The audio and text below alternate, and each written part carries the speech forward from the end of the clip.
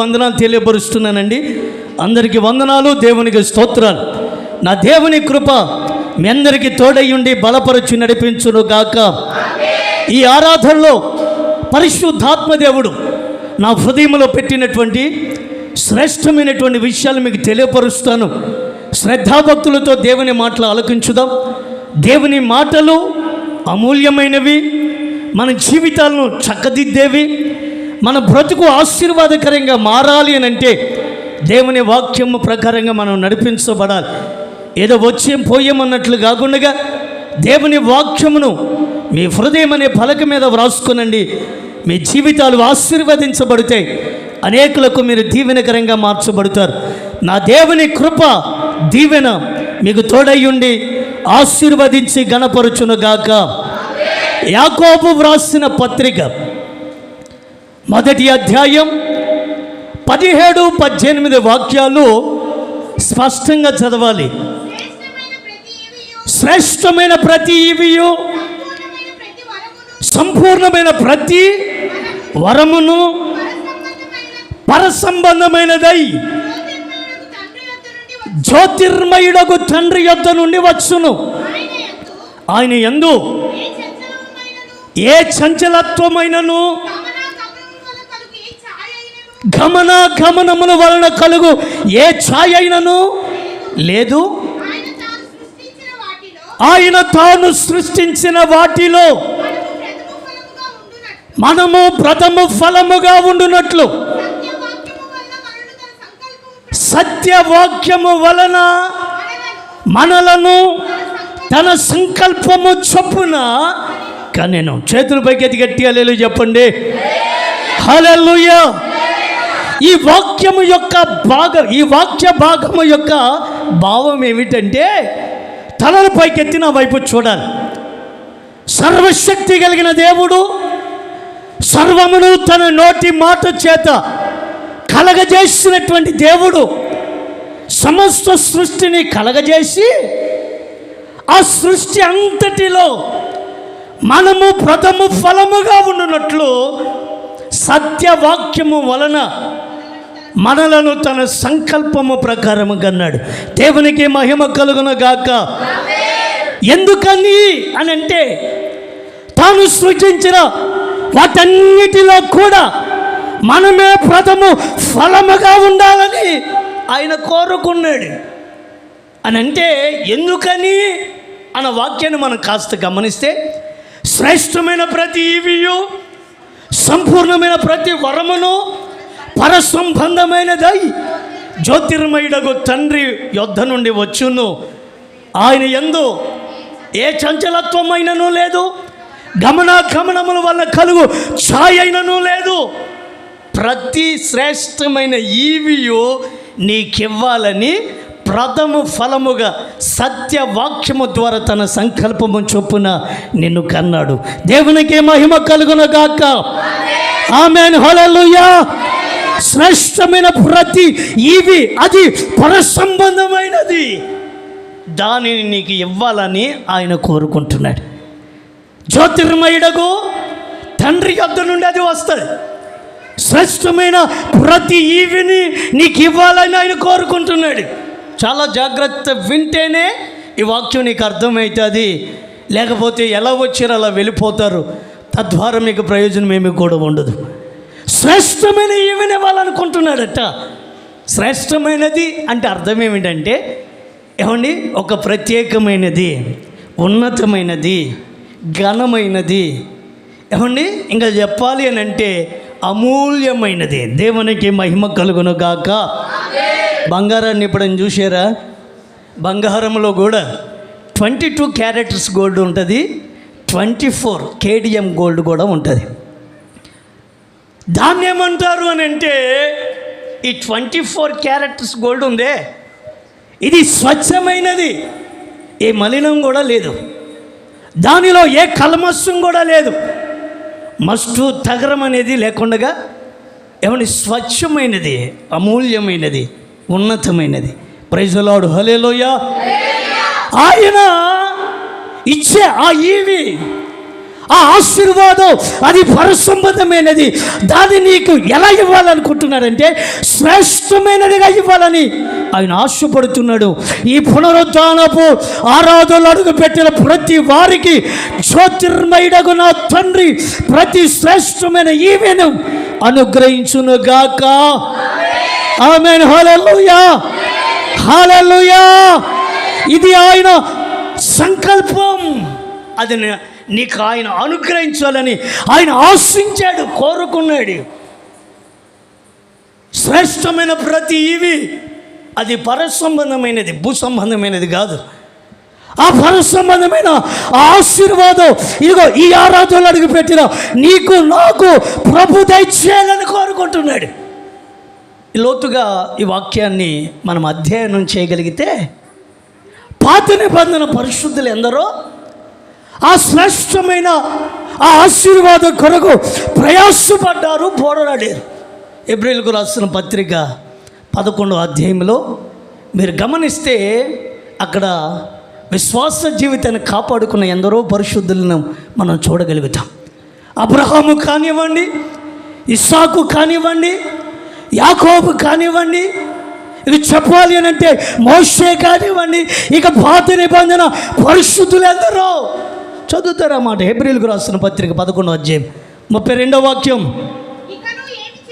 ఇంకా నువ్వు ఏమి చెప్పుదును? పౌలు దైవజనుడు చెప్తున్నాడు, ఇంకా నేనేమి చెప్పుదును? గిద్యోను, బారాకు, సంసోను, యెఫ్తా, దావీదు, సమూయేలు అను వారిని గూర్చియు ప్రవక్తలను గూర్చియు వివరించుటకు సమయము చాలదు. వారి విశ్వాసము ద్వారా రాజ్యములు జయించిరి, నీతి కార్యములు జరిగించిరి, వాగ్దానములు పొందిరి, సింహాల నోళ్లను మూసిరి, అగ్ని ఫలమును చల్లార్చిరి, ఖడ్గదారును తప్పించుకొనిరి, బలహీనులుగా ఉండి బలపరచబడిరి, యుద్ధముల పరాక్రమశాలైరి, అన్యుల సేనాలను పారద్రోలిరి, స్త్రీలు మృతులైన తమ వారిని పునరుద్ధానము వలన మరలా పొందిరి. కొందరైతే మరీ శ్రేష్టమైన పునరుద్ధానము పొందగోరి విడుదల పొందనలక యాతన పెట్టబడిరి. Praise the Lord. హల్లెలూయా. చెబుదాం గట్టిగా, హల్లెలూయా, హల్లెలూయా. ఈ పాత నిబంధన పరిశుద్ధులు శ్రేష్టమైన ఆ ఆశీర్వాదం పొందాలని, ఆ పరిసంబంధమైన ఆ దీవెన కొరకు ప్రయాసపడ్డారు. దాని కొరకు ప్రాకులాడారు, పరుగులు తీశారు. దాని కొరకు దేనినైనా చేయడానికి సంసిద్ధులయ్యారు, తన జీవితాన్ని అంకితం చేసుకున్నారు. బారాకు కానీ, గిద్యోను కానీ, సంసోను కానీ, యెఫ్తా కానీ, దావీదు కానీ, సమూయేలు కానీ, ఏమన్నా వీళ్ళందరూ కూడా పాత నిబంధన పరిశుద్ధులు. అబ్రహాము, ఇస్సాకు, యాకోబు, మోషే వీళ్ళందరూ కూడా ఆ శ్రేష్టమైన ఆశీర్వాదం పొందాలని పరుగులు తీశారట. దాని కొరకు ఎంతో ప్రాకులాడారట.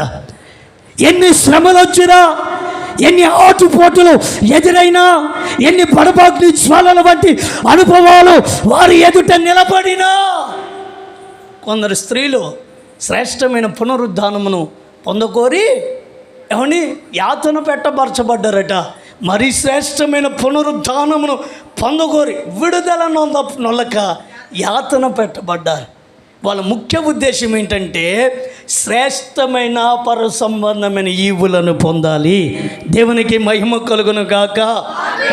ఒక నిజ క్రైస్తవుల్లో, ఒక నామకార్థ క్రైస్తవుని గురించి నేను చెప్పట్లా, ఒక అవిశ్వాసుని గురించి నేను చెప్పట్లా, ఒక నిజ క్రైస్తవుల్లో లేకపోతే ఆత్మ సంబంధమైనటువంటి అనుభూతి కలిగి మారు మనసుకు తగిన ఫలములు ఫలిస్తూ ఎవరి క్రీస్తు యేసుని సొంత రక్షణగా అంగీకరించి బాప్తిసం పొంది ఆత్మచేత నింపబడి సత్తు కలిగిన సంఘములో స్థిరపరచబడి పరిశుద్ధుల యొక్క నడవడికలో నడిపించబడుతున్న ప్రతి ఒక్క వ్యక్తి కోరిక తపన ఏమై ఉండాలంటే శ్రేష్టమైన ప్రతి పరసంబంధమైన ఈవిని నేను పొందుకోవాలి.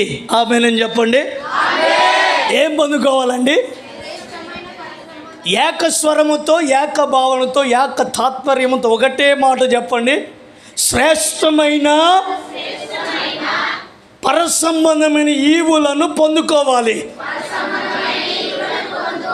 4 తిరగట్లే కొంతమందికి. మరలా చెప్పండి. ఇప్పుడు నేను చెప్పండి, మీరు చెప్పండి. ఇది మన ఆత్మీయ దాహమై ఉండాలా? ఏదో భూసంబంధమైనది పొందుకోవడానికి ప్రాకులాడుతాం మనం. దీని కొరకు రెయ్యం పగలు ఎంతైనా ప్రయాసపడి రెక్కల మొక్కలు చేసి రక్తాన్ని ఆవిరిగా మార్చి రకరకాల ప్రయత్నాలలో మనిషి కొనసాగుతూ తన్మయం చెందుతున్నాడు. దేవుని యొక్క సన్నిధిలో ఒక దైవ నడిపింపు కలిగి, దైవ దర్శనం కలిగిన ఒక ఆత్మీయ విశ్వాసి ఏం కోరుకుంటాడో తెలుసా? శ్రేష్టమైన పరసంబంధమైన ఈవులను పొందాలి. దేవునికి మహిమ కలుగును గాక. పాత నిబంధన భక్తుల యొక్క కోరిక, వారి హృదయాభిలాషిదే. శ్రేష్టమైన ఆశీర్వాదం పొందాలి.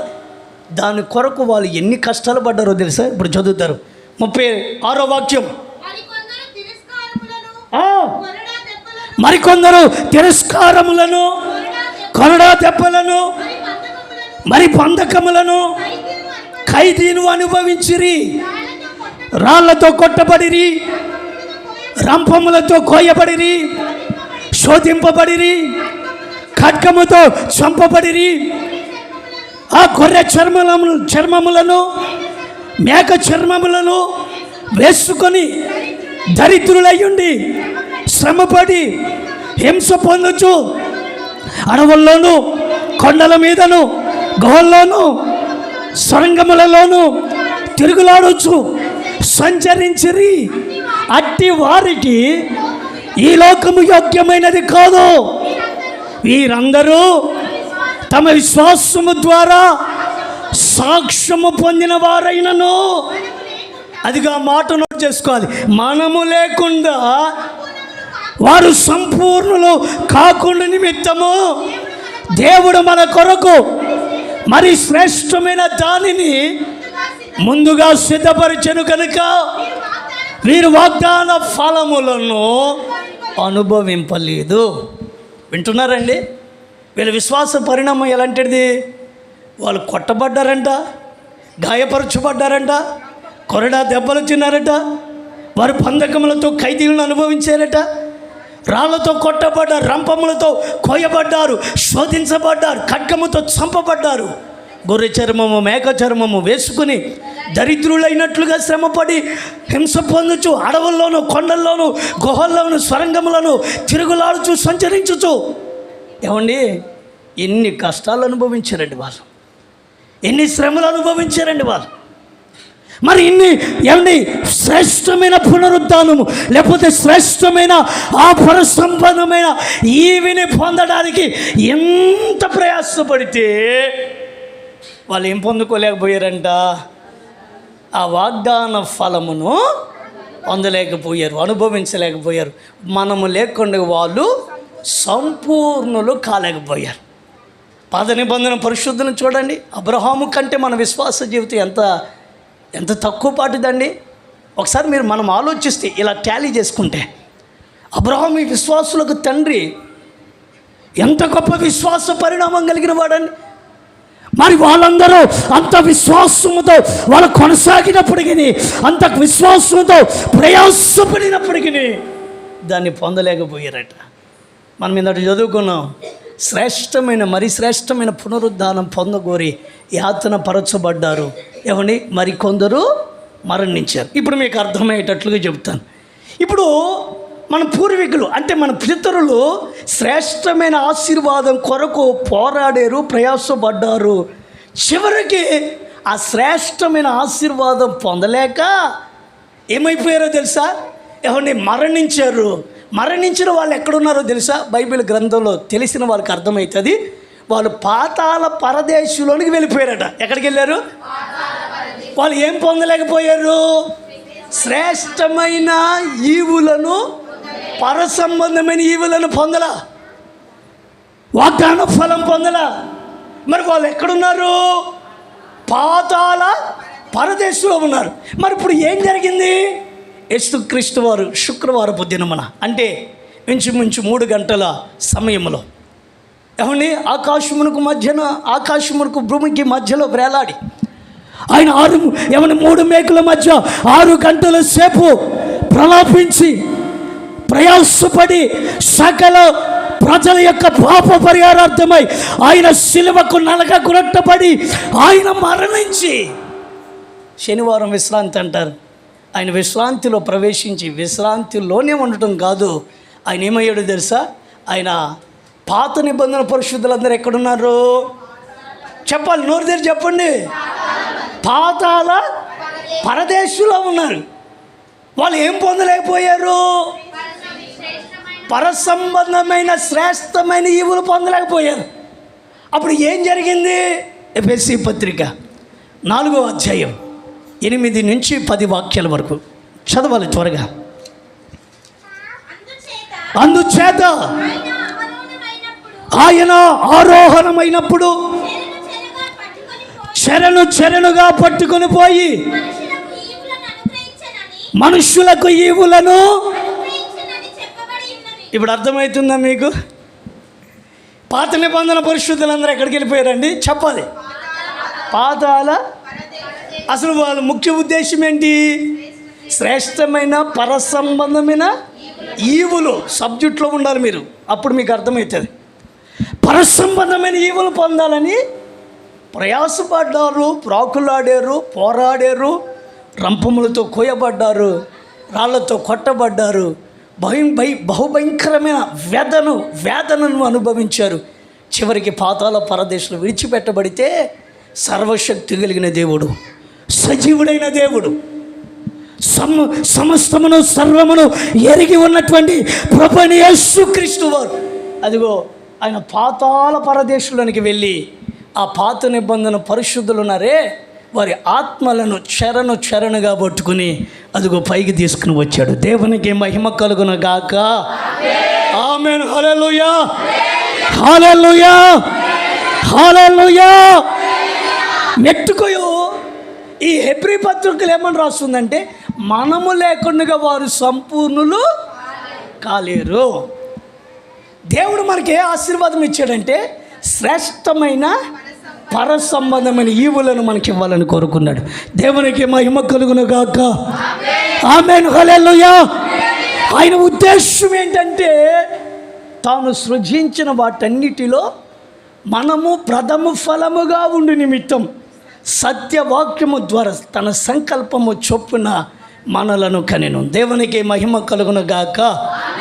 అంటే శ్రేష్టమైన పరసంబంధమైన ఈవులను ఇదిగో ఈ ఆరాధనలు అడుగుపెట్టిన నీకు నాకు ఇవ్వాలని జ్యోతిర్మయుడగు తండ్రి అయిన యేసయ్య కోరుకుంటున్నాడు. దేవునికి మహిమ కలుగును గాక. ఆమేన్. హల్లెలూయా, హల్లెలూయా. శ్రేష్టమైన ప్రతి ఈవి ఆయన మనకు అనుగ్రహించాలి అని అంటే ఈ లోకంలో మనము కలిగి ఉండవలసిన శ్రేష్టమైన అనుభవం ఏంటి? జాగ్రత్తగా వినండి. శ్రేష్టమైన ప్రతి పరసంబంధమైన ఈవిని మనకు అనుగ్రహించాలి అని అంటే మనము కలిగి ఉండవలసిన శ్రేష్టమైన అనుభవం ఏంటి? మీకు అర్థమవుతుంది అనుకుంటున్నా. ఆ ఆశీర్వాదం శ్రేష్టమైన పరసంబంధమైన ఆ ఈవిను అనగా ఆ దీవెనను, ఆ ఆశీర్వాదం మన జీవితంలో మనం పొందుకోవాలని అంటే ఈ లోకంలో మనం కలిగి ఉండవలసిన శ్రేష్టమైన అనుభవం ఏంటి? లేఖనాల్లో నుంచి 3 మాటలు చెప్పి నేను ముగిస్తాను. శ్రద్ధగా దేవుని మాటలు ఆలకించడం. చదువుతారు. సమూయేలు వ్రాసిన మొదటి గ్రంథం 15వ అధ్యాయం 22వ వాక్య భాగం చదువుకుందాం. త్వరగా చదవాలి. అందుకు సమూయేలు తాను సెలవిచ్చిన ఆజ్ఞను ఒకడు గైకొనుట వలన యెహోవా సంతోషించునట్లు ఒకడు దహన బలులను అర్పించుట వలన ఆయన సంతోషించున. ఆలోచించుము. బలులు అర్పించుట కంటే ఆజ్ఞను కైకొనుటయు పొటేల క్రొవ్వు అర్పించుట కంటే మాట వినుట.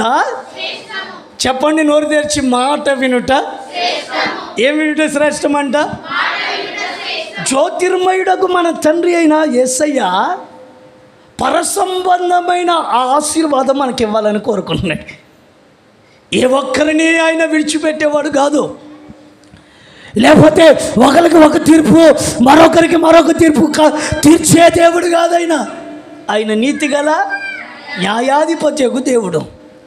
మరి ఆ శ్రేష్టమైన జీవులు మనం పొందాలని అంటే ఈ లోకంలో మనం కలిగి ఉండవలసిన శ్రేష్టమైన అనుభవం ఏంటంటే, సమూయేలు దైవ సేవకుడు సౌలుతో ఈ మాట చెప్తున్నాడు. దేవుడు ఒకసారి సమూయేలు సేవకుని పిలిచి, అయ్యా, నా జనులకు ఇశ్రాయేలీయులు ఐగుప్తు దేశము నుంచి బయలుదేరి వచ్చేటప్పుడు అమాలేకులు అనబడినటువంటి వారు ఉన్నారు. వారు నా జనులను హింసించారు, గాయపరిచారు, అవమానపరిచారు.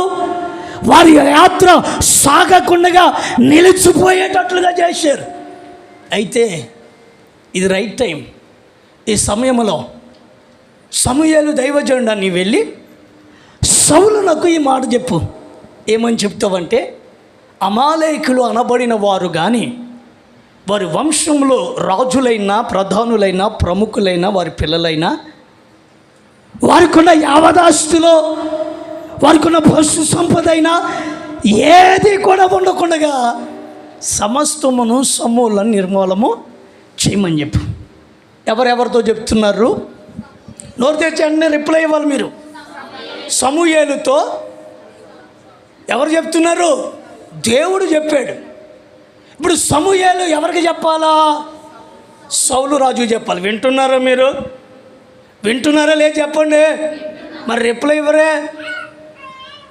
సమూయేలుతో దేవుడు చెప్తే ఈ సమూయేలు పోయి సౌలు రాజుతో చెప్పాడు, అయ్యా, దేవుడు నాకు ఈ మాట సెలవిచ్చాడు. ఆయన నాతో మాట్లాడిన మాట ఏంటంటే, ఇదిగో ఈ అమాలేకులు అనబడిన వాళ్ళు బహుకుయుక్తి కలిగిన వాళ్ళట. దేవుని ప్రజలకు వ్యతిరేకంగా లేచి ఎవరిని దేవుని ప్రజలను హింసించిన వాళ్ళట. యాత్ర సాగకుండా ఆగిపోయేటట్లుగా అడ్డంకిగా నిలబడ్డారట. గనుకనే నువ్వు పోయి ఆ రాజుతో, అట్లనే వారి పశువుల్లో ఏది కూడా నిలబడకుండా సమస్తమును నిర్మూలన చేయమని దేవుడు సెలవిచ్చాడు. గనుక నువ్వు వారితో యుద్ధం చేయాలి. వారితో యుద్ధం చేసేటప్పుడు నువ్వు చేయాల్సిన పని ఒకటే, నేను వస్తాను, నేను వచ్చి దేవునికి దహన బలి, సమాధాన బలి నేను అర్పిస్తాను. దైవ సేవకుడిగా నేను వస్తాను.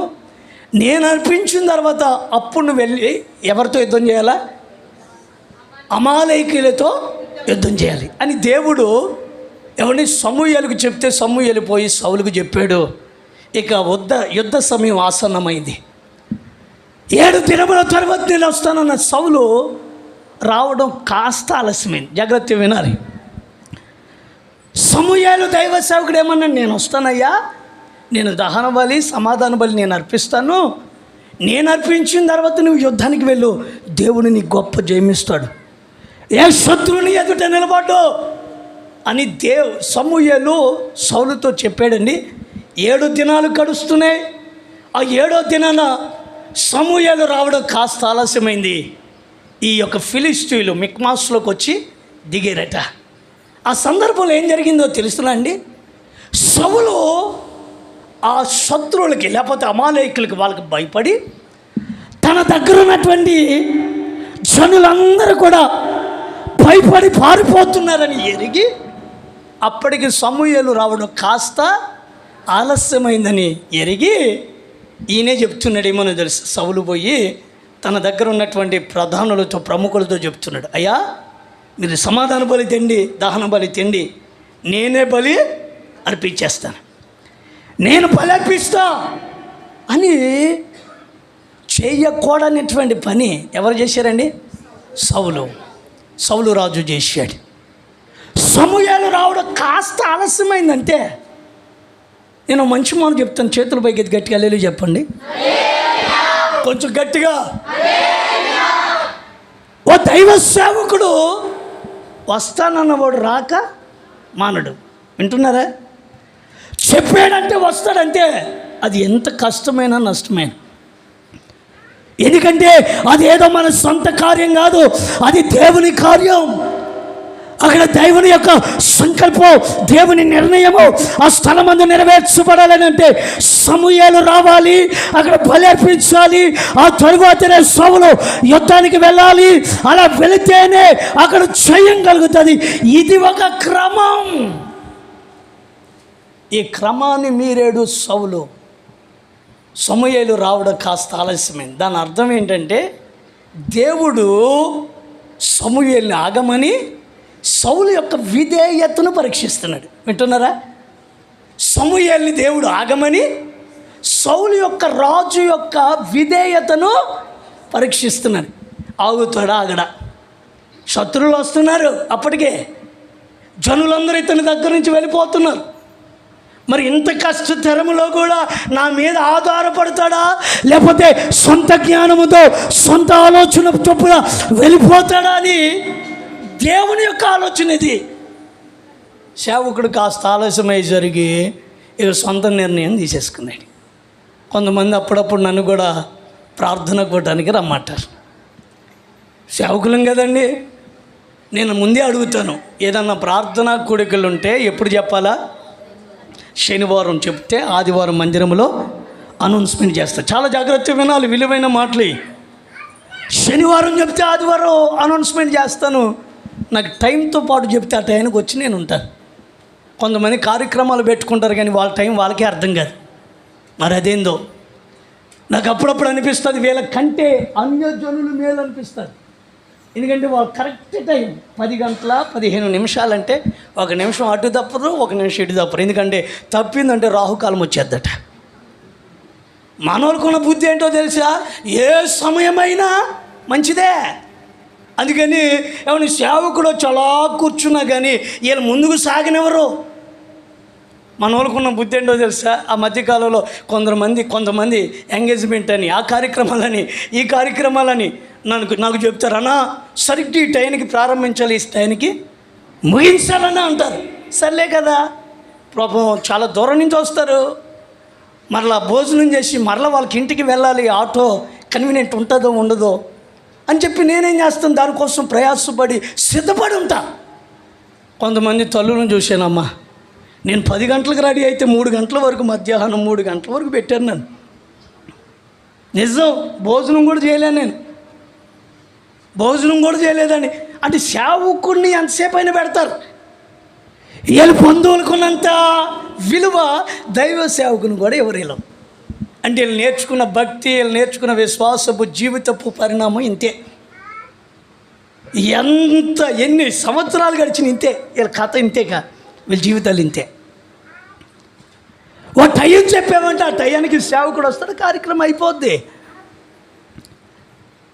కాస్త మళ్ళీ మరొక విషయం చెప్తా, ఏలో అన్న కొంచెం లేట్ అయ్యేటట్టుంది, కొంచెం ఆలస్యం అయ్యేటట్టుంది, వాళ్ళ బంధువులు వచ్చేది కొంచెం లేట్ అయ్యేటట్టుంది అని చెప్తారా?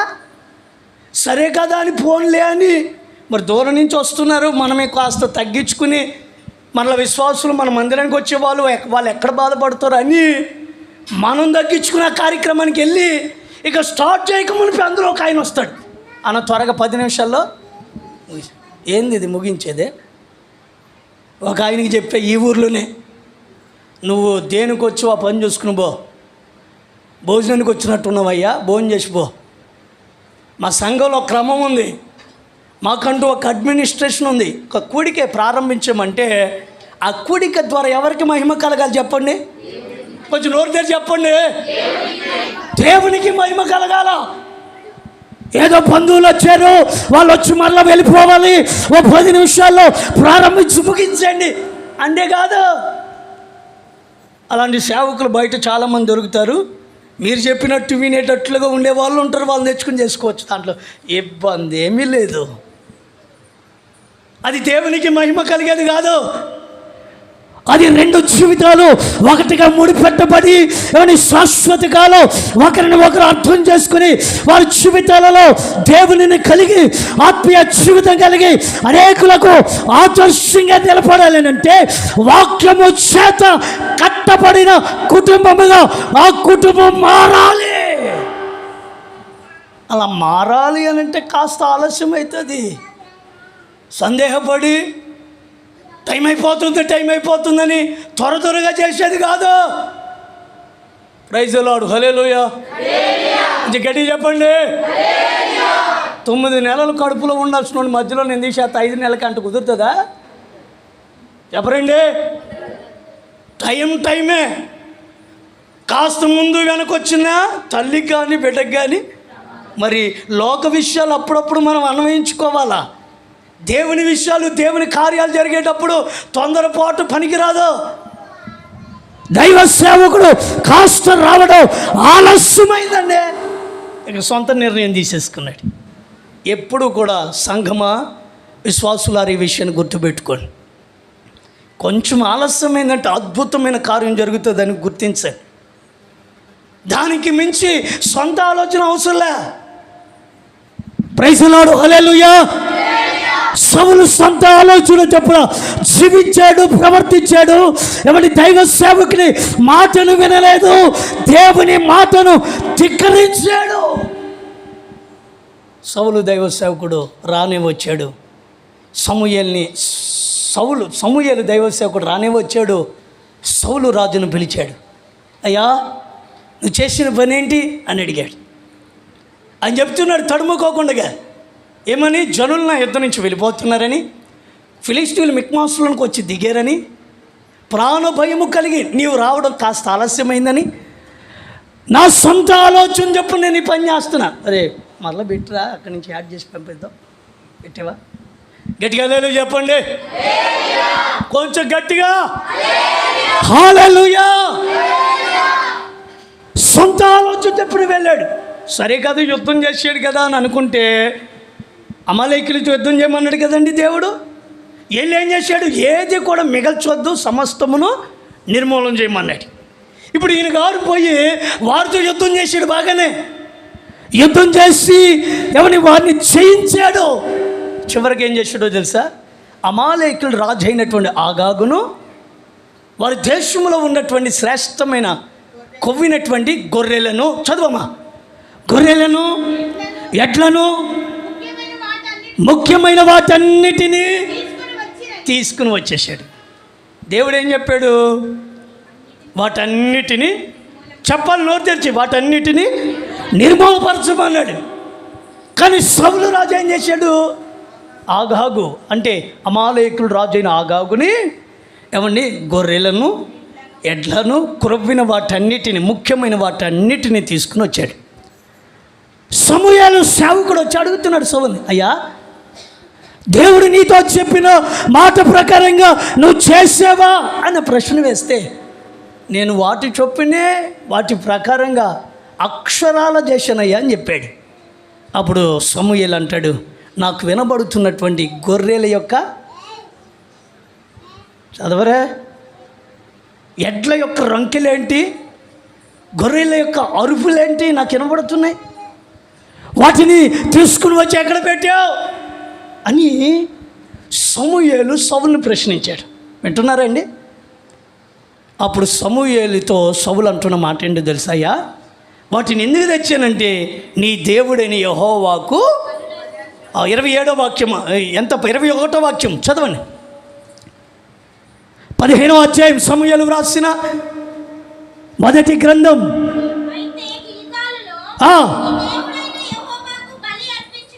గిల్గాలులో నీ దేవుడైన యెహోవాకు బలి అర్పించుటకు జనులు శపితములకు గొర్రెల్లోను ఎడ్లలోను ముఖ్యమైన వాటిని తీసుకుని వచ్చిరని సమూయేలుతో చెప్పాడు. ఇక నా తలల పైకి ఎత్తండి, నేను చెప్పేస్తాను, మీరేం చదవాల్సిన అవసరం లేదు, కాస్త ఆలస్యం అయిపోతుంది. గట్టిగా లేదు చెప్పండి. సౌలు సమూయేలుతో చెప్తున్నాడు ఏమనంటే, అయ్యా, గొర్రెల్లోను ఎడ్లలోను కొన్ని ముఖ్యమైనవి, శ్రేష్టమైనవి బలికి ఉపయోగపడతాయి అన్న వాటిని నీ దేవుడని యెహోవాకు ఏమంటున్నాడు? నీ దేవుడని యెహోవాకు. మాట మారిపోయింది చూసారా? అసలు ఈ సౌలు ఎలాంటి వాడు అని అంటే ఏమండి, బెన్యామీను గోత్రంలో అత్యల్పుడైన వాడు.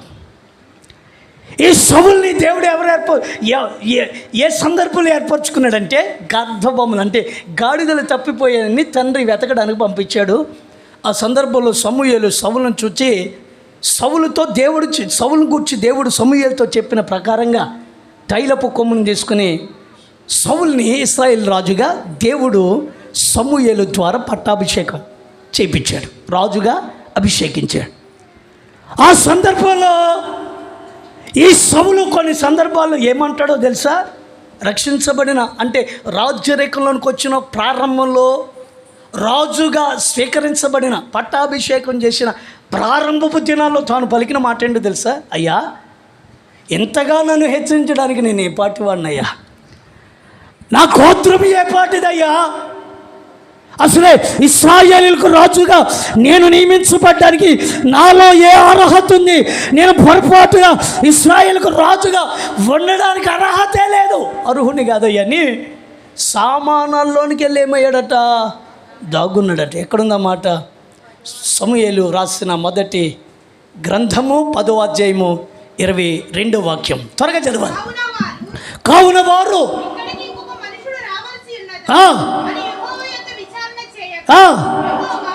యెహోవా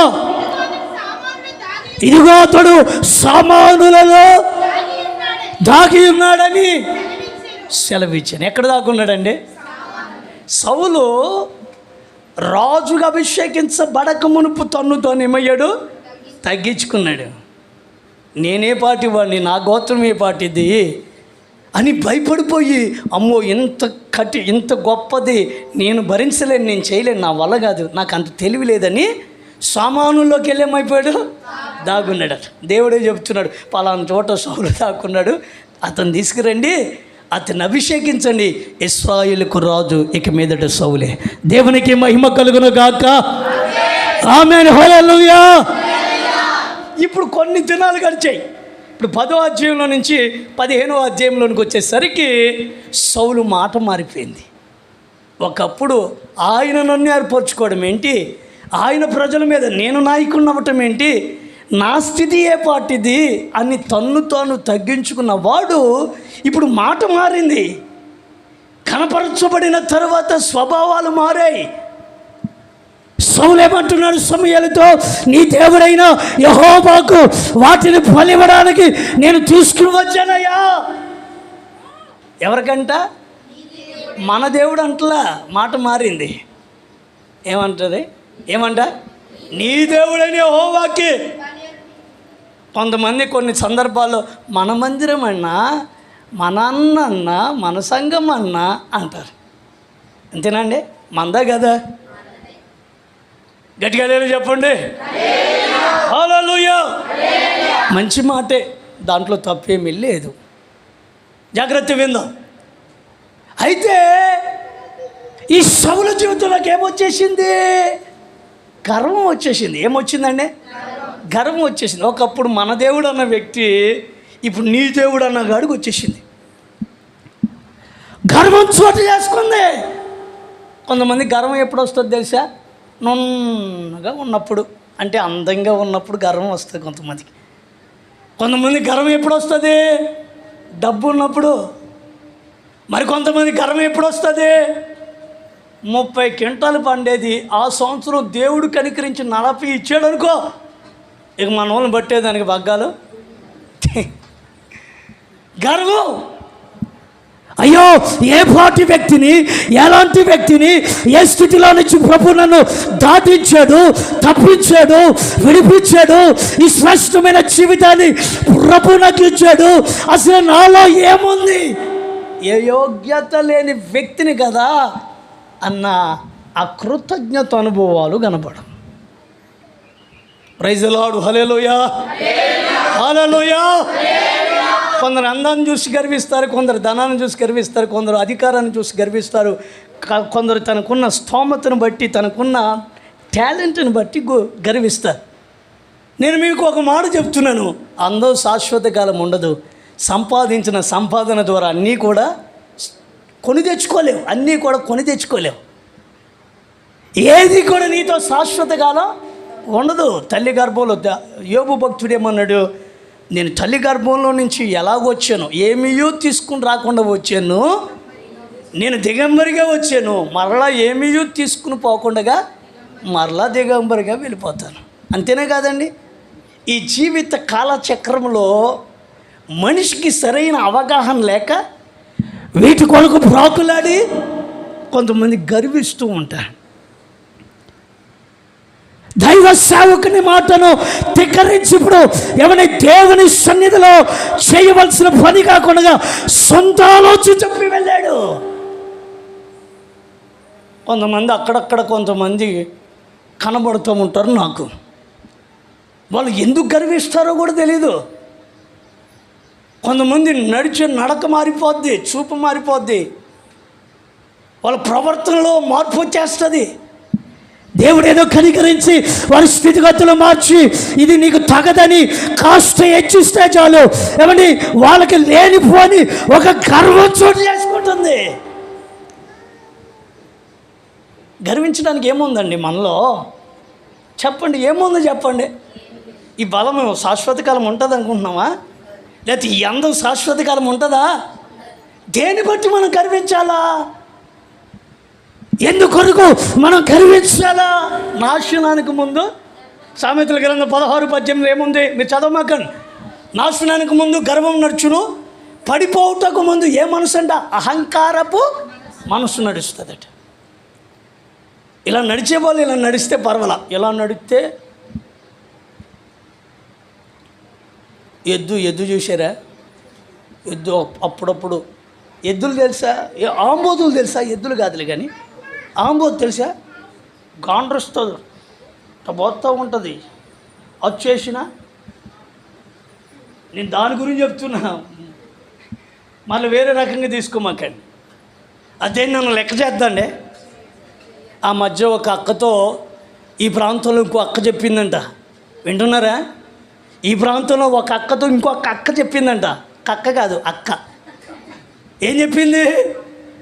ఇదిగో మనం మందిరానికి వెళ్తున్నాం, మరి దైవ సేవకులు అంతగా ప్రయాసపడి ఉపవాసాలు ఉండి వారి జీవితాన్ని కట్టుకొని మన ప్రాంతానికి వచ్చి ఇంత ముత్యములంటే మాటలు చెప్తున్నారు కదా, మరి మన జీవితాన్ని సరి చేసుకోకుండా, మన బ్రతుకును సరి చేసుకోకుండా ఇలా ప్రవర్తించుట ఎంతవరకు సబబు? జాగ్రత్తగా ఉండొద్దు అన్నదట. అప్పుడు ఆ సహోదరు ఏం చెప్పిందో తెలుసా? మా ఇంట్లో మా ఆయనే పట్టించుకు, మా ఆయనే ఏమండో, వాళ్ళు ఎవరో చెప్తే నేను ఎందుకు చేస్తాను అందంట. ఏంటిదే? మీకు అర్థమైపోయింది అనుకుంటున్నాను నేను. గట్టిగా లేదు చెప్పండి. ఆయనకు కూడా కొంచెమైనా సిగ్గు, కొంచెమైనా వీడియో, లేకపోతే కొంచెమైనా జ్ఞానం ఉండదన్నమాట. సహజంగా భర్త భార్యకి ఏం చెప్తాడు? అమ్మాయి జాగ్రత్తగా ఉండు, బయటికి వెళ్తున్న వస్త్రధారణ జాగ్రత్త, 10 మందికి మనం ఆదర్శం. మనం ఆయన విలువ పెట్టి కొనబడినటువంటి ఆయన స్వకీయ సాంపత్యం. ఎట్లా పడితే అట్లా ఉంటే సబబు కాదు కదా అని చెప్పాలా వద్దా? ఆయనే చెప్పడట. ఆయనే చెప్పలేనప్పుడు ఈ తల్లి పోయి, ఈ సహోదరి పోయి ఆమెకు చెప్పేసరికి ఇక నోరు నెత్తి కొట్టుకుందంటే, ఎందుకు చెప్పాను బాబు ఈమెకి అని. ఇక అంతకుమించి మనం చేసేదేమీ లేదు. తిరిగి ఏదో ఒక రోజు నాకు గుంటలో పడతారు. లేనిపోని సమస్యల్లో పడిన తర్వాత అప్పుడు పైకి వద్దామని చూసిన ఆ ఊపిలో నుంచి రావడానికి అవకాశం లేదు. పరిశుద్ధాత్మ దేవుడు అప్పుడప్పుడు తన దాసుల నోట నుంచి విలువైన సందేశం వినిపించి హెచ్చరిస్తాడు. మనం సరి చేయబడ్డామంటే అనేకులకు మనం ఆశీర్వాదకరంగా ఉంటాం. దేవునికి మహిమ కలుగును గాక. ఇప్పుడు సౌలు గర్వించాడు, దైవ సేవకుని మాటను వినలేదు. అందుకని సమూయేలు వచ్చి సౌలుతో అంటున్నాడు, ఏమని? బలులు అర్పించుట కంటే మాట వినుట శ్రేష్టం, పొటేళ్ల క్రొవ్వులు అర్పించుట కంటే ఆజ్ఞను కైకొనుటయు. చదవండి అమ్మా. సమూయేలు రాసిన మొదటి గ్రంథము 15వ అధ్యాయం 22వ వాక్యం. తాను సెలవిచ్చిన ఆజ్ఞను పొట్టేళ్ల కృప అర్పించుట కంటే మాట వినుట శ్రేష్టము. ఏంటంట శ్రేష్టం? మాట వినుట. అంటే దేవుని మాట వినుట శ్రేష్టం. ప్రైజ్ ది లార్డ్, హల్లెలూయా. ఆ పరసంబంధమైన ఆ శ్రేష్టమైన ఈవులను ఇదిగో ఈ భూలోకంలో జీవిస్తున్న మన వ్యక్తిగత జీవితంలో దేవుని చేత మనం పొందాలి అంటే మనం కలిగి ఉండవలసిన శ్రేష్టమైన అనుభవం ఏంటో తెలుసునా? పొట్టేళ్ల క్రొవ్వు అర్పించుట కంటే మాట వినుట శ్రేష్టం. దేవునికి మహిమ కలుగున గాక. ఏది శ్రేష్టము? మాట అంటే ఏమిటి? దేవుని వాక్యం. దైవ సేవకుడు అప్పుడప్పుడు మనం గర్తిస్తూ ఉంటాడు. నువ్వేదో నిన్నేదో నొప్పించడానికో, నిన్నేదో గాయపరచడానికో, నిన్నేదో అవమానపరచాలనో ఉద్దేశం దైవ సేవకులు కాదు. నీ జీవితం స్థిరపరచబడాలి. నీవు దేవుని బిడ్డవు. నీ ద్వారా అనేక మంది ప్రభు వైపు త్రిప్పబడాలి. నీవు సాధారణమైన వ్యక్తివి కాదు, అసాధారణమైనటువంటి వ్యక్తివి. దేవుని చేత ఎన్నుకోబడినటువంటి వ్యక్తివి కనుక ప్రభు అప్పుడప్పుడు తన వాక్కుల చేత నేను హెచ్చరించినప్పుడు దేవుని మాటకు లోబడి ఆ మాట శ్రేష్టమైనది కనుక ఆ ప్రకారంగా జీవిస్తే మన జీవితాలు ఏమని అమ్ములు పొదలో దాచబడినట్లుగా అనేకులకు ఆశీర్వాదకరంగా మనం మార్చబడతాం. దేవునికి మహిమ కలుగున గాక. ఆమేన్. హల్లెలూయా, హల్లెలూయా. మాట వినలేదండి సౌలు, కోపించాడు. సమూయేలు వస్త్రం పట్టుకున్నాడు కోపంలో. సమూయేలు వస్త్రం కూడా చినిగిపోయింది. 27వ వాక్యం.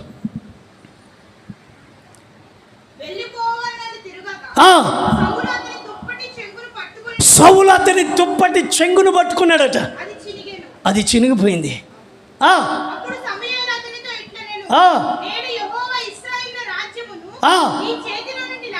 అయ్య బాబోయ్, ఎంత కఠోరమైన మాట అండి. సౌలు సమూయేలు వస్త్రం పట్టుకున్నాడట.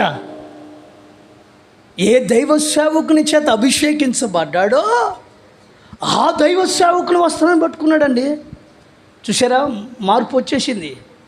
కొంతమంది ఏ సేవకుని చేత అయితే ఆశ్చర్యమైన కార్యాలు, ఏ సేవకుని చేత అయితే ఆత్మీయ మేలులు పొందుతారో ఆ సేవకునికి మరలా కీడు చేయాలని తలపెడతా ఉంటారు కొంతమంది. ఇది నగ్న సత్యం, ఇందులో సందేహమేమీ కూడా లేదు.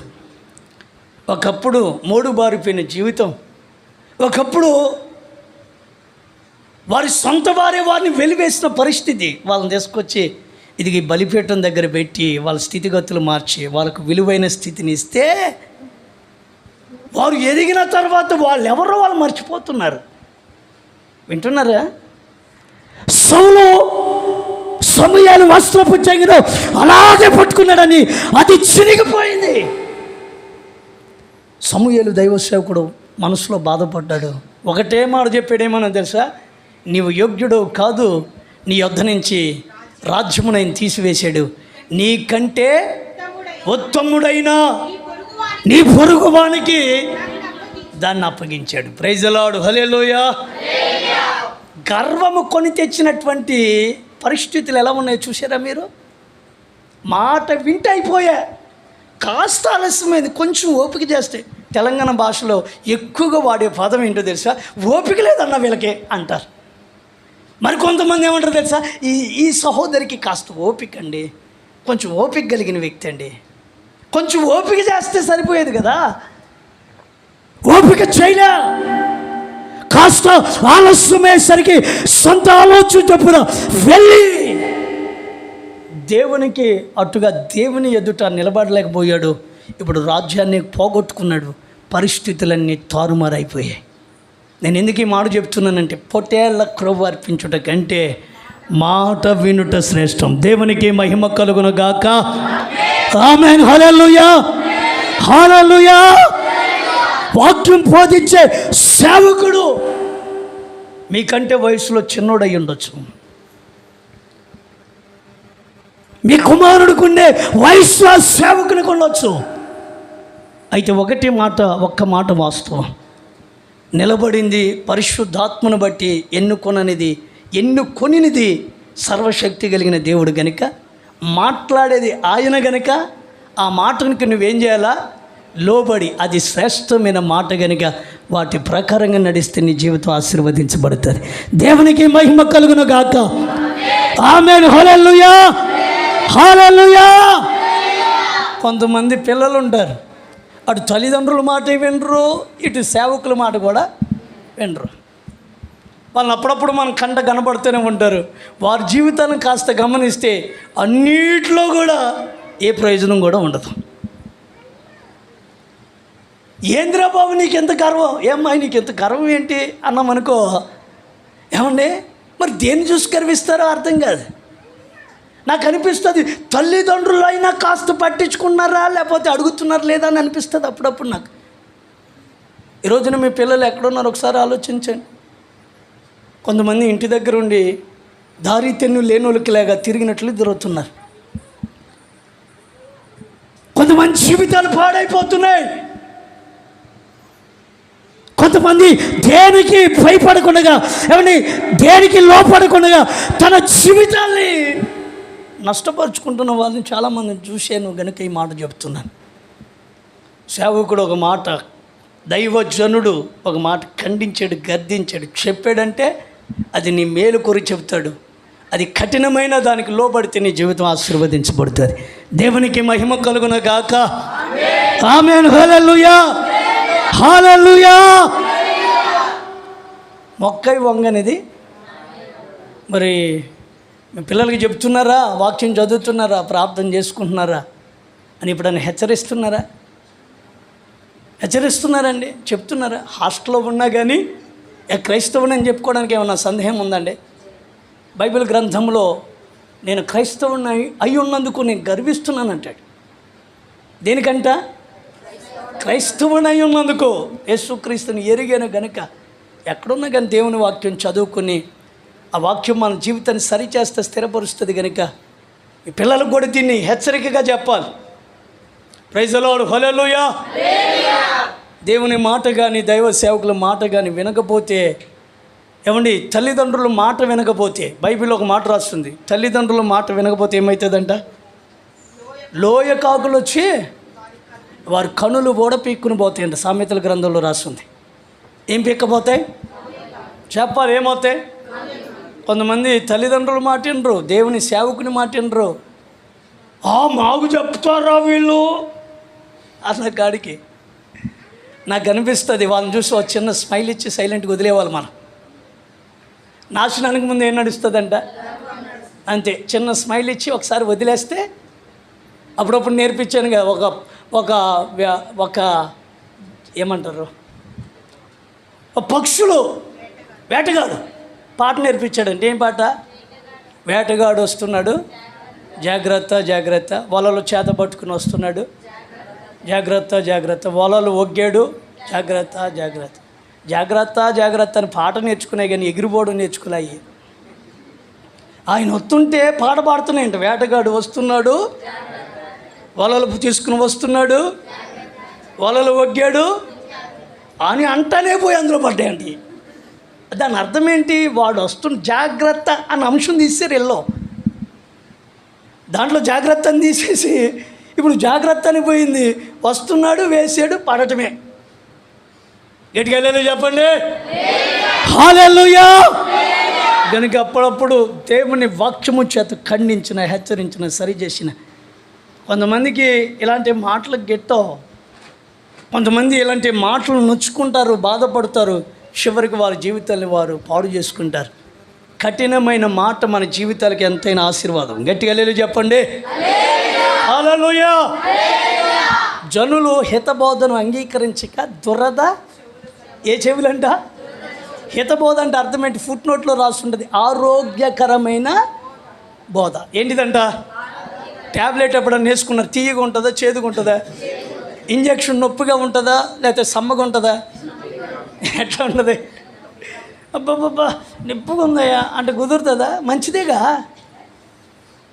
నీలో ఉన్నటువంటి కల్మషాన్ని, మస్టుని, పనికిరాన్నంతా తీసేసి నీకు ఆరోగ్యం ఇస్తుంది. అది కఠినంగా ఉన్నది మంచిదే. ప్రైజ్ ది లార్డ్, హల్లెలూయా. ఇంకొక మాట చెప్పి నేను ముగించేస్తా, కొంచెం గట్టిగా చెప్పండి, హల్లెలూయా. ఒకటి మాట వినుట, చెప్పాలి అందరూ, ఏం వినాలి? విననందువల్ల సౌలు జీవితం పాడైపోయింది. శాశ్వత కాలం ఉండవలసిన రాజ్యం పోగొట్టుకున్నాడు. ఏమండి, వేరొకరికి ఆ రాజ్యం అప్పగించబడింది. ఆ రాజ్యం అంతా సుభిక్షతో కాపాడబడింది. గనుక దావీదు జీవితంలో కూడా కొన్ని ఆటుపోట్లు అవంతరాలు కలిగినా దేవుని మాటను ఎప్పుడు మీరినవాడు కాదు. నీ ఆజ్ఞల చొప్పు నేను నడుస్తానయ్యా. కొన్ని పొరపాట్లు జరిగాయి, అనుకోని పరిస్థితులు వెళ్ళాను, ఇంకెన్నడికి వెళ్ళనయ్యా. దావీదు స్థిరపరచబడ్డాడు కనుక శాశ్వత కాలం అతని రాజ్యాన్ని దేవుడు స్థిరపరిచాడు. దేవునికి మహిమ కలుగునగాక. ఆమేన్, హల్లెలూయా. రెండో మాట నేను చెప్పి నేను ముగించేస్తాను. చదువుకున్న కీర్తన గ్రంథం 84వ కీర్తన 10వ వాక్యం త్వరగా చదవాలి. నీ ఆవరణములో ఒక దినము గడుపుట 1000 దినముల కంటే శ్రేష్టము. భక్తిహీనుల గుడారములో నివసించుట కంటే నా దేవుని మందిర ద్వారము ఎదుట ఉండుట నాకు ఇష్టము. ప్రైజ్ ది లార్డ్, హల్లెలూయా, హల్లెలూయా. ఏందంట? నీ ఆవరణములో ఒక్క దినము గడుపుట 1000 దినాల కంటే శ్రేష్టం. ఏది శ్రేష్టము? ఒకటి, దేవుని మాట, దైవ సేవకుల మాట వినుట శ్రేష్టం. రెండోది ఏంటి శ్రేష్టం? ఆయన మందిరములో ఒక్క దినము గడుపుట శ్రేష్టం. ప్రైజ్ ది లార్డ్, హల్లెలూయా. ఎంత శ్రేష్టం అంటే 1000 దినాల కంటే శ్రేష్టం. ఆయన మందిరావరణంలో గడపడమే శ్రేష్టం. వాక్యాన్ని 27వ కీర్తన 4వ వాక్యం కూడా ఒకసారి చదువుతారా? యెహోవా యొద్ద ఒక వరం అడిగి తిని దానిని నేను వెదకుచున్నాను. యెహోవా ప్రసన్నతను చూచుటకును ఆయన ఆలయములో ధ్యానించుటకును నా జీవితకాలం అంతయు నేను యెహోవా మందిరములో నివసింప కోరుచున్నాను. Praise the Lord, hallelujah. ఆయన మందిరావరణములో ఒక్క దినము గడుపుట 1000 దినాల కంటే. దావీదు ఏం కోరుకుంటున్నాడు? యెహోవా యొద్ద ఒక వరం అడిగి తిని దాన్ని నేను వెతుకుతున్నాను. ఏంటయ్యా ఆ వరం అంటే? నా జీవితకాలం అంతయు నేను యెహోవా మందిరములో ఉండాలని, ఆయన వాక్యమును ధ్యానించాలని, ఆ తర్వాత యెహోవా ప్రసన్నతను చూడాలని దాని కొరకు నేను కనిపెడుచున్నాను. దేవునికి మహిమ కలుగును గాక. వరదలు వచ్చినప్పుడు అక్కడక్కడ సత్రాలు కనపడతాయి. సత్రాలు తెలుసా? ఏంటి సత్రాలు? తెలుసా తెలీదా మీకు? తెలుసా? అదేనండి, గవర్నమెంట్ భవనాలు ఉంటాయి కదా, మళ్ళీ విచిత్రంగా చూడమాకండి. మళ్ళీ కొత్తగా ఇప్పుడే పుట్టి 1వ తరగతి 2వ తరగతి చదివినట్టు చూస్తారు మీరు. నాకు వెళ్ళి సత్రములో ఆయనకు స్థలము లేనందున, మరి సత్రం అంటే ఎప్పుడు చూడలేదు. అంటే దాని గురించి వాక్యం వింటమే కానీ అసలు అదేంటో తెలీదా? గవర్నమెంట్ భవనాలు ఉంటాయి. వరదలు వచ్చినప్పుడు అక్కడక్కడ భవనాలు ఇస్తారు కదా గవర్నమెంట్ వాళ్ళు. మీరు చూస్తుంటే నాకున్న సబ్జెక్ట్ మర్చిపోతుందని గట్టిగా తెలియ చెప్పండి. హల్లెలూయా, హల్లెలూయా. వరద బాధితులకు ఏమి ఇస్తారు? సత్రాలు ఉంటాయి. ఏమీ లేనప్పుడు ఇస్తారు వాళ్ళకి.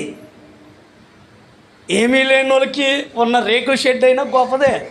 అంతేనే కదండి? అంతేనే కదా? మట్టింట్లో ఉండేదానికంటే 4 నాబండ్లు వేసుకున్న ఇంట్లో ఉంటే ఎంత గొప్పదో. అదే మనకి కింగ్ ప్యాలెస్ అనమాట. రాజు యొక్క, మహారాజు పట్టణం లాగా ఉంటుంది అది. దావీదు ఒక రాజు అండి. నేను చెప్పాలనుకున్న మాట ఇది. ఇశ్రాయేలుకు రాజు. సాధారణమైనటువంటి వ్యక్తి కాదు. అంత గొప్ప వ్యక్తి అతని యొక్క హృదయ అభిలాషను చూసారా? బాబా, ఉన్నతమైన స్థితిలో ఉన్న వ్యక్తి భోగభాగ్యాలు అనుభవించాలి. తిన్న తిండి తినకుండా క్రొత్త దాన్ని కోరుకోవాలి. అలసట వచ్చినప్పుడు, బాధ కలిగినప్పుడు ఏమని నృత్యం చేసేవాళ్ళు, నాట్యమాడే నాట్యగత్తులు అనేక మంది వచ్చి నాట్యమాడుతూ వాయిద్యాలు వాయిస్తుంటే తినడానికి, త్రాగడానికి, ఉండడానికి అన్ని హంగు ఆర్పాటాలు కలిగి ఉన్న వ్యక్తి దావీదు. అంత గొప్ప స్థితిలో ఉన్న ఆ రాజు యొక్క ఆ స్థితి నాకు వద్దని కోరుకుంటున్నాడు. ఏమనుకుంటున్నాడు? అయ్యా, నేను ఎప్పుడు ఉండేది ఇదే కదా, నా హృదయంలో కోరుకుందయ్యా. అదేంటో తెలుసా? నీ మందిర ఆవరణంలో చూడాలి. దేవునికి మహిమ కలుగును గాక. నీ మందిర ఆవరణంలో చూడాలి, నీ సన్నిధిలో నీ వాక్యమును ధ్యానించాలి. అంత మాత్రమే కాదు, నా జీవిత కాలం అంతయు నీ మందిర ఆవరణములో నీ ప్రసన్నతను పొందుకొని అందులో నేను నివాసము చేయాలి. ఇది నా జీవిత కాల కోరిక. దేవునికి మహిమ కలుగును గాక. గట్టిగా చెప్పండి హల్లెలూయా. మనోళ్ళు కొంతమందికి కొన్ని కోరికలు ఉన్నాయి. ఈ దావత్తు పెట్టకొచ్చారు, ఏ ఆదివారం పెడతారా, పోదామా? అర్థమైందా మీకు? ఈ దావత్తు పెట్టకొచ్చారు, పెడితే ఏ ఆదివారం పెడితే పోదామా? ఆదివారం. కొంతమంది మనోళ్ళు ఎప్పుడు దావత్తులు గుర్తుంది తెలుసా? ఆదివారాలే. ఆ రోజు సెలవు దినం కదన్నా, అందుకని సోమవారం పెట్టుకోకూడదా? సెలవు లీవ్ పెట్టుకోపోయిందేముందే? అంతేనే కాదండి, రోజు లీవ్ పెట్టుకో. నీకున్న బంధువులు అంత గొప్పలేంటి? సోమవారం అయితే రాని బంధువులా? చెప్పరేంటండి? సోమవారం అయితే ఒక 2 గంటలు నీకు సమయం కేటాయించలేని వాళ్ళు నీకు రక్త సంబంధికులలో. నా మాట మీకు అర్థమవుతుందో అర్థం కావట్లేదు. Praise the Lord. హల్లెలూయా. రెండే కోస్త ఆలస్యమైన దేవుని మాటలు విందురు, మేము ఇచ్చే ఆతిథ్యం స్వీకరించి వెళ్దురు, రండి, సోమవారం పెట్టుకోండి. కొంతమంది నవజీవన ఎక్స్ప్రెస్ తిరిగినట్లుగా ప్రతి వారం ఏదో ప్రోగ్రాం పెట్టుకుంటారు. వీళ్ళు ఏంటిది? ప్రతి వారం ఏదో ప్రోగ్రాం. పెద్ద కూతురు రమ్మందండి. ఎక్కడికి వెళ్ళామ్మా? పెద్ద అమ్మాయి హైదరాబాద్లో ఉంది కదా. హైదరాబాద్లో ఉంది. చిన్నమ్మాయి ఎక్కడ ఉంది? బెంగళూరులో, పక్కన కర్ణాటక. మిడిల్ ఏమంటారు? మధ్య ఏమంటారు మీరు? నడుపుది ఏంటిది? నడుపుది బేతూరులో ఉంది. తిరిగే పనిలో ఉండు. తిరిగి ఆదివారాలే తిరుగుతుంది తల్లి. ఈయన కూడా ఆదివారాలే. అదేదో పనిగెట్టుకుని పోతూ ఉంటారు కొంతమంది. ఏడకు పోయావమ్మా? ఫంక్షన్ ఉంటే సోమవారం నుంచి ఏమండి శుక్రవారం లేకపోతే శనివారం మధ్యాహ్నం వరకు పెట్టుకో. నాకేమనిపిస్తుంది అంటే, వీళ్ళకి దేవుని మందిరాన్ని కూర్చుని ఆసక్తి లేదు. ఆసక్తి ఉన్న వాళ్ళు ఏం చేస్తారు? వెంటనే వాళ్ళకి ఆదివారం మందిరానికి రాకపోతే మా పాస్టర్ గారు అడుగుతాడు. అడగటమే కాదు, అంతమందిని లేపి మరీ తిడతాడు. ఎందుకు వచ్చింది నాయన? సోమవారం పెట్టుకోండి, మేము రాలేమండి. చెప్పలేవా? కొంచెం గట్టిగా లేదు చెప్పండి. సౌండ్ తగ్గింది, కొంచెం పెట్టు, బేస్ పెంచు. హల్లెలూయా, హల్లెలూయా, హల్లెలూయా.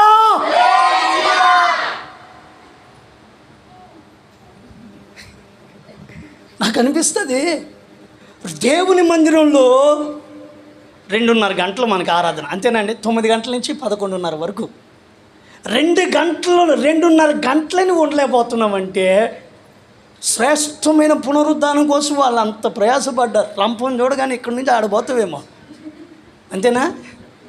అగ్నిగంధక ఎన్నంతలు చేశారంట? ఒక అంత కాదు, 2 నిప్పులు కొంపట అక్కడ ఎత్తే చాలు, ఆడ నుంచి అడిపోదాము. ఎందుకులే, మన వాళ్ళు భక్తి అనమాట. వాళ్ళ భక్తి అలాగ కాదు. రోషం తెచ్చుకోవాలి మనం, వాళ్ళని చూసి వైరాగ్యం రావాలి. Praise the Lord. హల్లెలూయా. 2:30 గంటలు కూర్చుని వెళ్ళిపోతున్నాను. నువ్వు అరిసే పని కూడా లేదు. నేను ఉన్నానుగా అరిసేదానికి, దేవుడు నన్ను ఇట్టాడు. కూర్చుని వెళ్ళలేకపోతున్నావు. చివరి ఆశీర్వాదం ప్రార్థన చేసుకుని పోలేకపోతున్నాం. 2.5 గంటలే జీవము కలిగినటువంటి ఈ మందిరంలో నీవు నిలబడలేకపోతున్నావంటే నిత్యానిత్యములో శాశ్వత కాలం ఆ పునరుత్థానములో లేకపోతే ఆ పరలోక పట్టణంలో దేవునితో ఎలా ఉండగలుగుతారు అట్టండి వాళ్ళు. మనోళ్ళు ఎక్కడుంటారో తెలుసా? చౌరస్తాలో ఛాయ్ ఇస్తే 10 నిమిషాలైనా అక్కడ ఉంటారు. ఎంత ఏంటిది అది? ఛాయ్. మన వాళ్ళు అప్పుడప్పుడు నేను కొంతమందిని చూస్తామంటా, ఓ 10 మంది కూడారంటే ఛాయ్ తాగుదామన్నా. బిస్కెట్లు బాగుంటాయి. ఏదో బిస్కెట్లు అబ్బయ్యా, ఉస్మానియా హాస్పిటల్ చూసి నీ బిస్కెట్లు అంట. నేను ఉస్మానియా హాస్పిటల్కి వెళ్ళి ప్రార్థన చేసి వచ్చాను. ఒక విశ్వాసకి బాగోపోతే ఉస్మానియా బిస్కెట్లు తిందామన్నా అనే వాళ్ళని చూశాను. కానీ అన్న 10 మంది ఉన్నాం కదా, ఒక చిన్న ప్రార్థన చేసుకుందామన్నా, మన సంఘాన్ని, మన విశ్వాసులను, మన పరిచర్ని ఆశీర్వదించేటట్లు చిన్న ప్రార్థన చేద్దాం అనే వాళ్ళని నేను గమనించలేకపోయా. ప్రైజ్ ది లార్డ్, హల్లెలూయా. అప్పుడు ఛాయ్ తాగేటప్పుడు వాళ్ళు సంబరపడతారండి, సంతోషిస్తారండి, ఆస్వాదిస్తారండి. ఇక వాళ్ళ మాటలకి అదుపు ఉండదు ఇక. అందుకని ఈ మధ్యకాలంలో ఎవరైనా ఛాయ్ తాగుదామంటే పొరపాటున కూడా వద్దులే అన్న, టైం అయిపోతాం, మళ్ళీ నేను వెళ్ళిపోవాలి రాఘవపూర్కి అన్నా. ఎందుకని ఇది ఆగదు, తరగని గడిలేగా ఇక చెప్తూనే ఉంటారు మనోళ్ళు. అంటే నేను అనేది ఏంటంటే, మనం కొంచెం సమయం దానికి కేటాయిస్తున్నామే, మరి దేవుని సన్నిధిలో ఎందుకని అంత నిర్లక్ష్యపు వైఖరి చెప్పండి? ఎటుకెళ్ళేలో చెప్పండి. హల్లెలూయా. అన్నం ఎంతో త్వరగా ముగించాడు, ఒక ½ అన్ అవర్ చెప్తే బాగుండే అనుకునే విశ్వాసం ఎంతమంది చెప్పండి? మంచిది. ఉన్నారు అట్టడ్డోళ్ళు కూడా. కొంతమంది వెనక్కి తిరిగి అబ్బా త్వరగా ముగిస్తున్నాను, చిన్న ప్రసంగం అన్నాడు, ఇదేం గంట సేపు చెప్పాడు. 2 పాయింట్లకి ఎంత చెప్పాడు అంటే 4 పాయింట్లు పట్టుకుని రోజంతా చెప్తాడు మీన. ప్రైజ్ ది లార్డ్, హల్లెలూయా. మొన్నే బ్యాటరీ అయిపించే మళ్ళీ దీపిచ్చేదాన్ని, ఎందుకంటే మళ్ళీ మాటికి వెనక్కి చూస్తున్నారు వీళ్ళు. ప్రైజ్ ది లార్డ్, హల్లెలూయా, హల్లెలూయా. ఏంటంటే దావీదు కోరిక, నీ మందిర ఆవరణములను యెహోవా ప్రసన్నతను చూడాలి, ఆయన వాక్యము ధ్యానించాలి, నా జీవితకాలం అంతయు ఆయన మందిర ఆవరణంలో నేను నివాసం చేయాలి. దేవునికి మహిమ కలుగును గాక. ఆయన మందిర ఆవరణంలో ఒక్క దినము గడుపుట 1000 దినాల కంటే శ్రేష్టము.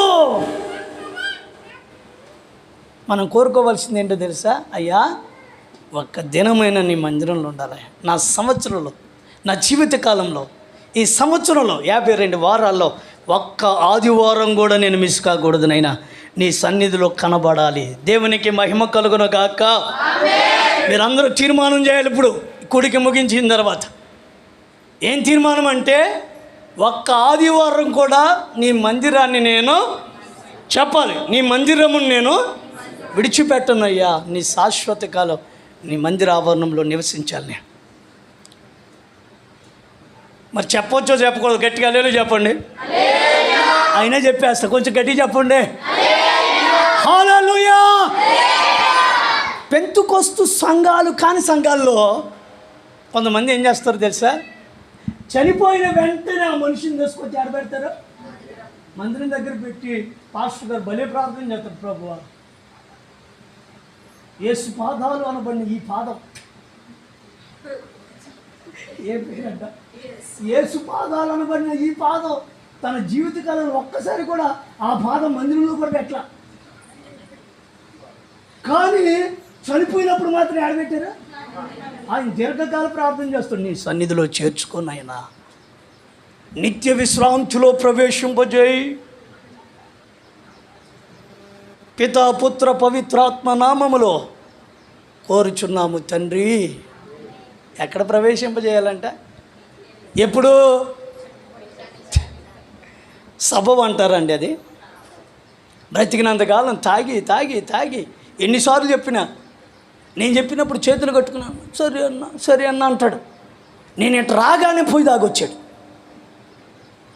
మళ్ళీ తాగొచ్చినాడు ఏమన్నాడు తెలుసా, జయరాజు అన్న గురించి ఎవరన్నా ఏమన్నా మాట్లాడితే వాళ్ళు అంతు చూస్తాను, ఇది నా పార్టీ అన్నట్టు. మనకి పార్టీలు ఏడున్నాయిడా? గట్టిగా లేరు చెప్పండి. హల్లెలూయా.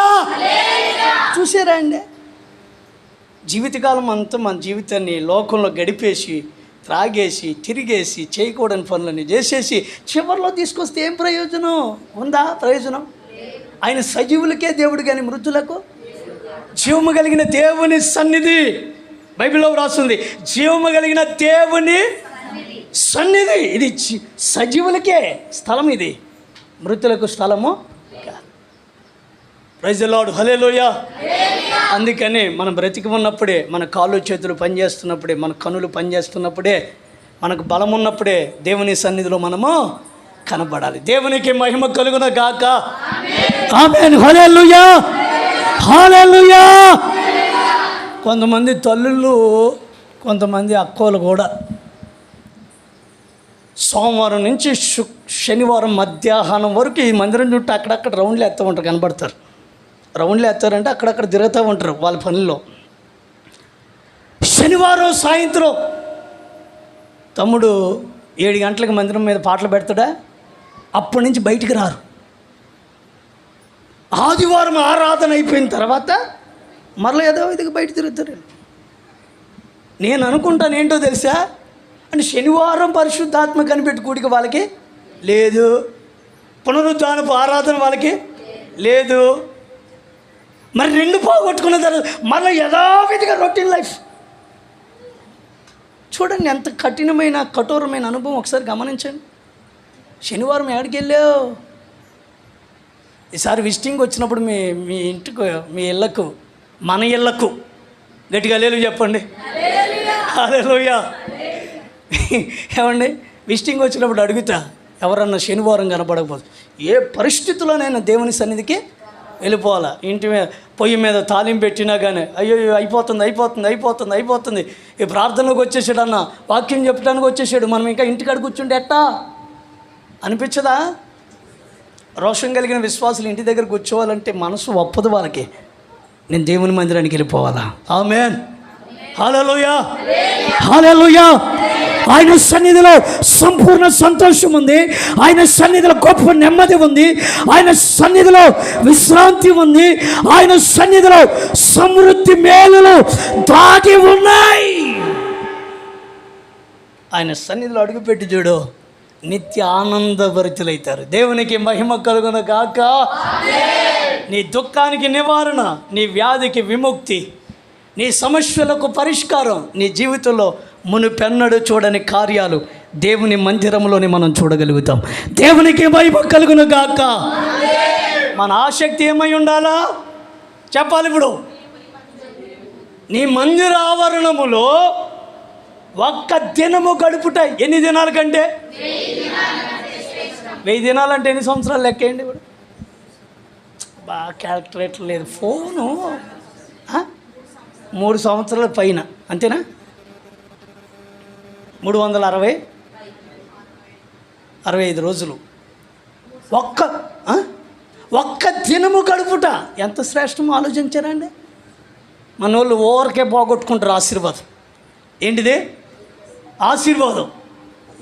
యాసవులు అంటే వాళ్ళు చాలామంది కనపడుతూ ఉంటారు. ఎవరో చెప్పండి. యాసవ్ ఏం చేశాడు? చుక్కుడిగా కూర కోసం ఎర్రగా యాకోబు కూడా కాసుకుని ఉన్నాడు. వీడికి ఏది అవసరమో అది ఇద్దాం. ఎర్రగా వండి పెట్టాడు.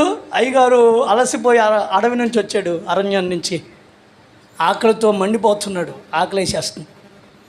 ఏమన్నాడు? నీవు గనక నాకు ఆహారం పెడితే చావడానికి సిద్ధంగా ఉన్నాను, అలసిపోయాను, నాకు ఆహారం పెట్టంటే యాకోబు కాసుకుని ఉన్నాడు. ఏమన్నాడు తెలుసా? ఆ జ్యేష్ఠత్వ హక్కు నాకు ఇస్తే నీకు ఇచ్చేత ఇది. అందుకే వండుతున్నాడు అక్కడ ఆయన. గట్టిగా హల్లెలూయా చెప్పండి. నీ జ్యేష్ఠత్వ హక్కును పొందుకోవడానికి వాళ్ళు నీ కోసం దావత్ పెట్టారు. ఇప్పుడు అర్థమైందా మీకు? ఇప్పుడు అర్థమైందా లేదా? మీ జ్యేష్ఠత్వపు హక్కును వాళ్ళు పొందుకోవడానికి ఆ రోజే దావత్ పెట్టారు. అందుకని పొర్రపాటున కూడా పోగొట్టుకున్నాడు యాసావు. దాన్ని ప్రయాసపడి కన్నీళ్ళు విడిచాడు, ప్రయోజనం ఏమీ కూడా లేదు. ఆశీర్వాదం 1000 దినాల ఆశీర్వాదం ఒక్క దినం గడిపితే. గనుక ఎన్ని కష్టాలు వచ్చినా, ఎన్ని నష్టాలు కలిగినా, ఎన్ని పరిస్థితులు వచ్చినా, అది తుఫాన్ అయినా, అది వరదైనా, భయంకరమైన పిడుగులతో కూడిన వర్షం వచ్చినా దేవుని మందిరాన్ని కూడా పొరపాటున మనము మానకూడదు. ఏ పరిస్థితుల్లోనైనా దేవుని సన్నిధికి మనము రావాలి. దేవునికి మహిమ కలుగును గాక. ఒక్క దినము గడుపు 1000 దినాల కంటే ఏది శ్రేష్టం అంటే ఆయన మాట వినుట శ్రేష్టం. ఆయన ఆలయములో నివసించుట, ఒక్క దినము నివసించుట 1000 దినాల కంటే శ్రేష్టం. కనుక ఎవరు కూడా సమయాన్ని వ్యర్థపరుచుకోకుండా, సమయాన్ని పాడు చేసుకోకుండా, మీకు ఇచ్చినటువంటి సమయాన్ని నిర్లక్ష్యంగా దాన్ని విడిచిపెట్టకుండా చేయాల్సిన పని ఏంటో తెలుసా? ఏ పరిస్థితి, శనివారం ప్రార్థన గుడికైనా, ఆదివారం పునరుద్ధాన ఆరాధనైనా టయానికి వచ్చి పాలు పంపులు పొంది దేవుని సన్నిధిలో ఉన్న ఆశీర్వాదం మీరు ఒడికట్టుకుని తీసుకుని వెళ్ళాలని దైవ సేవకునిగా కోరుకుంటున్నాను. నా దేవుడు శ్రేష్టమైనటువంటి దీవెన చేత మిమ్మల్ని నింపి కనపరిచి నడిపించునుగాక. మరొక 2 పాయింట్లు రాసుకుని వచ్చాను, టైం సరిపోదు. అందరూ మోకరించండి, ప్రార్థన చేసుకుందాం. అందరూ మోకరించి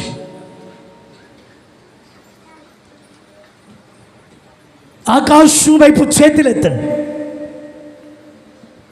ప్రార్థన